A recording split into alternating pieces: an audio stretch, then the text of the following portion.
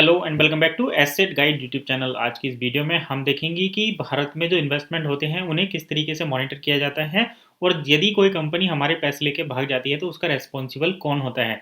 देखिए, सबसे पहले तो यहाँ पर मैं आपको बता दूं कि भारत में जितने भी इन्वेस्टमेंट से रिलेटेड स्कीम हैं या फिर संस्थाएं चल रही हैं या फिर मार्केट चल रही हैं, उन सभी को सेबी रेगुलेट करता है। और ये सेबी की रिस्पॉन्सिबिलिटी है कि अगर कोई कंपनी अपने इन्वेस्टर्स का फंड लेकर चली जाती है तो सेबी उसका अरेंजमेंट करे या फिर सेबी उसके लिए रेस्पॉन्सिबल हो।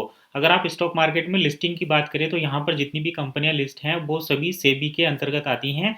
सेबी यानी कि security and exchange board of India.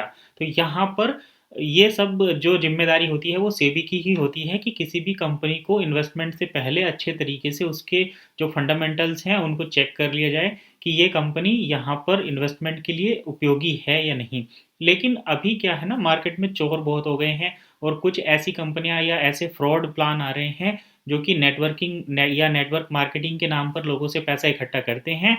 और जब लोगों को पैसा देने का नंबर आता है तो वो जो है कहीं ना कहीं यहाँ से भाग जाते हैं। तो ऐसी कंडीशन में हमें क्या करना पड़ेगा, तो हमें यहाँ पर दो चीज़ें देखनी बहुत ज़रूरी है। सबसे पहले तो ये कि जिस कंपनी में भी हम इन्वेस्टमेंट कर रहे हैं क्या वो सेबी के अंतर्गत आती है। पिछले कुछ टाइम से जो क्रिप्टो करेंसी से रिलेटेड इन्वेस्टमेंट की बात थी, तो उसके बारे में बात करते हुए मैं आपको बताऊं कि क्रिप्टो करेंसी अभी तक भारत में अनरेगुलेटेड थी, यानी कि सेबी उसके साथ कोई भी इंटरफेयर नहीं करती थी। इसीलिए क्रिप्टो से रिलेटेड जितने भी स्पॉन्सर्स थे या फिर जितने भी कंटेंट क्रिएटर हैं या फिर जितने भी जो एक्टर्स लोग हैं जो क्रिप्टो के कंटेंट को प्रमोट कर रहे थे, उन पर कोई भी प्रतिबंध नहीं लगाया था। लेकिन अभी क्या है कि टैक्स के दायरे में क्रिप्टो करेंसी भी आ गई है और यहाँ पर ये डिसीजन लिया गया है कि जितने क्रिप्टो मार्केट में रिस्क रहता है, तो जो भी लोग हैं चाहे वो क्रिएटर्स हों, जैसे यूट्यूब पर जो वीडियो बनाते हों चाहे वो हों, या फिर वो जो फिल्मी कलाकार रहते हैं,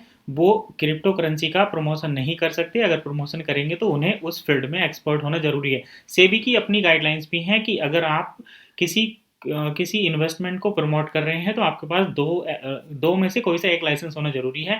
पहला लाइसेंस होता है रिसर्च एनालिसिस्ट का। तो अगर आप किसी इन्वेस्टमेंट की सलाह दे रहे हैं तो आपके पास रिसर्च एनालिसिस्ट का जो लाइसेंस है वो होना ज़रूरी है। और यदि आप रिसर्च एनालिसिस नहीं करते, आप कोई फाइनेंशियल सलाह दे रहे हैं, फाइनेंशियल एडवाइस दे रहे हैं, तो आपका यहाँ पर फाइनेंशियल एडवाइज़र का सर्टिफिकेट या लाइसेंस होना आपके पास ज़रूरी है।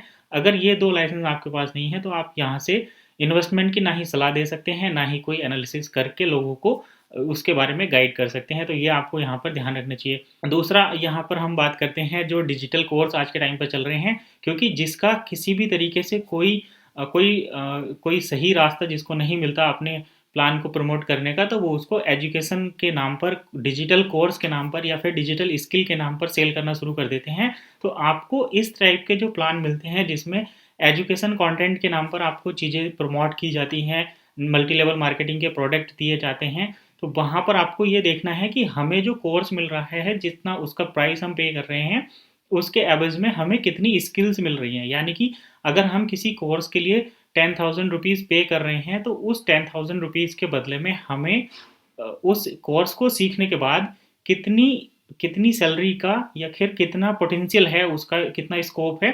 अगर हम कहीं पर 10,000 रुपये खर्च कर रहे हैं तो उसके बदले में उस स्किल से हम कितना कमा सकते हैं, ये आपको ध्यान में रखना है। पता चला कि कुछ लोग डिजिटल कोर्स के नाम पर जो है लाखों रुपए स्टूडेंट से लेते हैं और उसके बाद में पता चलता है कि वहाँ पर एजुकेशन जैसा तो कुछ था ही नहीं। तो ये आपको यहाँ पर खुद देखना है। दूसरी बात ये होती है कि अभी इसका जो इफ़ेक्ट पड़ा है वो जो हमारे मेन स्ट्रीम के कोर्स हैं, जैसे आईआईटी जेई और इस टाइप के जो मेडिकल के जो कोर्स हैं या फिर जितने भी एसएससी यूपीएससी के जो एग्ज़ाम चल रहे हैं, उनकी जो तैयारी ऑनलाइन टीचर कराते हैं, उनके कॉस्ट पर भी काफ़ी इम्पैक्ट इस डिसीजन का पड़ा है। अभी हमें उनके कोर्स भी काफ़ी कम रेट पर देखने को मिल रहे हैं। आप अगर एजुकेशन फील्ड से जुड़े हुए हैं तो इन चीज़ों के बारे में अच्छे से जानते होंगे। तो यही था आज की हमारी इस वीडियो को बनाने का मेन ऑब्जेक्टिव, जिसमें हमने देखा कि किस हमें कोई भी फाइनेंशियल अगर इन्वेस्टमेंट करना है तो किस तरीके की चीज़ें देखनी यहाँ पर ज़रूरी है। बाकी आपका कोई कमेंट डाउट्स है तो वीडियो के नीचे कमेंट करें, नेक्स्ट वीडियो में हम उसे डिस्कस जरूर करेंगे। मिलते हैं नेक्स्ट वीडियो में, तब तक के लिए कीप वॉचिंग एसेट गाइड।